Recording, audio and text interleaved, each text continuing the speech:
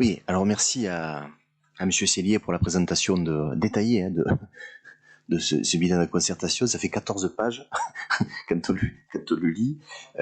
T'as un peu résumé en quelques mots. Donc, c'est une étude d'impact actualisée, puisque voilà, c'est ça le sujet. La mission régionale d'évaluation environnementale, la MRE, ne dégage pas un avis, elle est ni favorable ni défavorable au projet de ZAC. Elle essaie d'améliorer ses recommandations. Et dans cette étude d'impact actualisée, l'enjeu principal, c'est essayer de cerner l'approche globale de l'acceptabilité du projet. C'est aussi un des enjeux.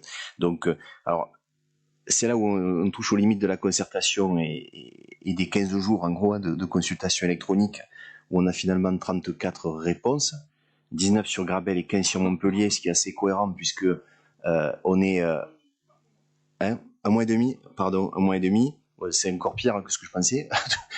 Donc un mois et demi, 34 réponses, ce qui fait quand même, qui dénote que on a, ce que disait Monsieur Martin, c'est pas évident d'arriver à avoir des réponses. On est sur un équilibre entre Grabel et Montpellier, ce qui est logique puisqu'on est sur une zone complètement frontière entre Grabel et Montpellier. Et moi, ce que je retiens quand même de ce qui est écrit, au-delà des réponses de la ville de Grabel que tu as formulées dans le bilan global, c'est que il y a quand même beaucoup d'interrogations, une forme de rejet par rapport à des inquiétudes sur la circulation et les bouchons, qui est à mon avis complètement dans l'air du temps, puisque on a une ville de Montpellier qui est de plus en plus sclérosée en termes de circulation, et avec on est la 4e ville la plus embouteillée de France, hein, c'est quand même assez remarquable compte tenu de la taille de Montpellier. Hein. On n'est ni Lyon ni Marseille, hein, ni Toulouse. Toulouse est derrière nous.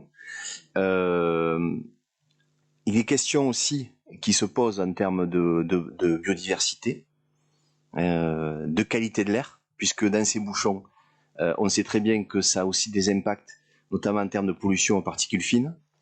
Et puis des questions aussi sur le bruit, moi ce que j'ai noté aussi.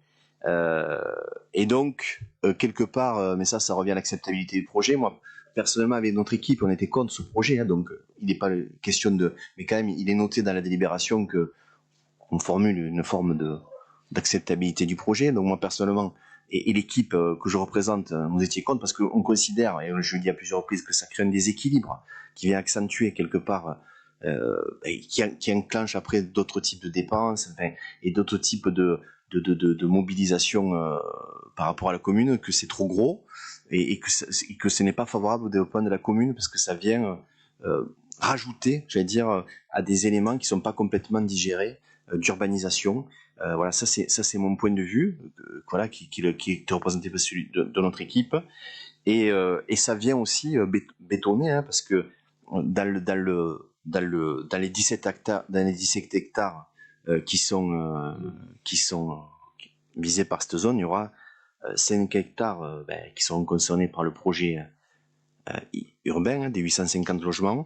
Et quand on fait les projections en termes de bétonisation de ce qu'on a déjà bétonné, parce que c'est quand même, je l'ai dit à plusieurs reprises, hein, c'est quand même conséquent, et ce qu'il faudrait bétonner à l'horizon 2030, aujourd'hui, il y a une rubrique qui est très intéressante qu'on trouve, Mon diagnostic artificialisation, qu'on peut trouver sur Internet, qui est mis en place pour chaque commune, collectivité et métropole, qui est en train de s'affiner.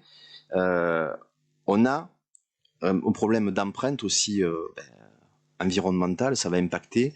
Et donc moi, personnellement, je voterai contre voilà, cette délibération. Merci, Monsieur Morvan.